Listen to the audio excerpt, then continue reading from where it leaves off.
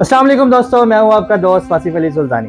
تو آج کی اس ویڈیو میں البرٹا نوکس اپنی شاگرد صوفی ایمنڈسن سے یہ کہتا ہے کہ بہت معذرت کے ساتھ میرا تمہارا دینیات کے استاد کے ساتھ کوئی مقابلہ تو نہیں ہے، لیکن کم از کم مجھے اتنی اجازت دو کہ میں عیسائیت میں یہودیت کے پس منظر کا کچھ خلاصہ پیش کر سکوں۔ تو معذرت کے ساتھ صوفی صرف ایک شرط پہ اجازت دیتی ہے، اور وہ اجازت یہ ہے، سمجھ تو گئے ہوگے، حضرت عیسیٰ علیہ السلام کی پیدائش سے 1000 سال قبل ہم یونانی فلسفے میں صرف 3 عظیم بادشاہوں کو جانتے تھے، یا ان کا ذکر ہمیں ملتا ہے۔ سب سے پہلے تھے ساؤل، دوسرے نمبر پہ حضرت داؤد علیہ السلام، اور حضرت سلیمان علیہ السلام۔ ان کے دور میں اسرائیل جو یہودی تھے وہ بہت خوشحال زندگی گزار رہے تھے، اور ان کو حضرت داؤد علیہ السلام کی حکومت میں سب سے زیادہ سیاسی، عسکری اور ثقافتی تجربہ ہوا۔ لیکن وقت گزرنے کے ساتھ ساتھ بہت جلد حضرت داؤد علیہ السلام کی حکومت ختم ہوئی، اور اسرائیل یہودی جو ہے وہ زوال کا شکار ہوئے۔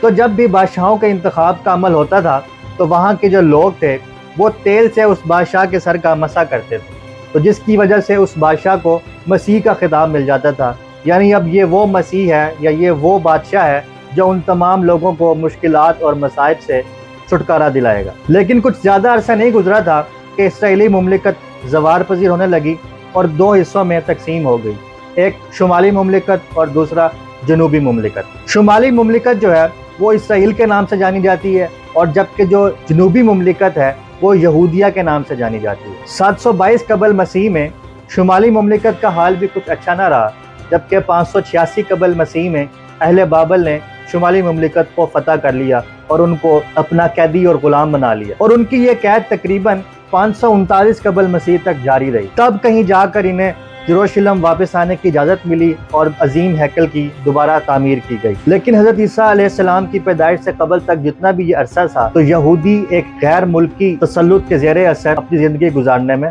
مصروف رہے۔ یہودیوں کی اس قدر ستم ظریفی پہ یہودی اکثر بار بار اپنے آپ سے یہ سوال کرتے تھے کہ جب خدا نے ہم سے یہ وعدہ کیا ہے کہ وہ ہمارا ساتھ دے گا، اپنا ہاتھ ہم سے دور نہیں کرے گا، تو ہم پہ اتنی مشکلات، پریشانیاں اور مصائب کیوں آ رہے ہیں؟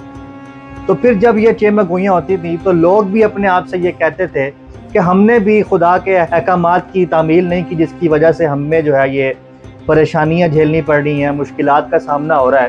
اور آہستہ آہستہ یہ بات ان لوگوں میں عام ہو گئی کہ ہم نے خدا کی نافرمانیاں کی ہیں، جس کی وجہ سے خدا ہمیں سزا دے رہا ہے۔ تو دوستو انشاءاللہ اگلی ویڈیو میں ملاقات ہوگی، تب تک کے لیے اپنا خیال رکھیں اور یہ کام ضرور کریں۔ خدا حافظ۔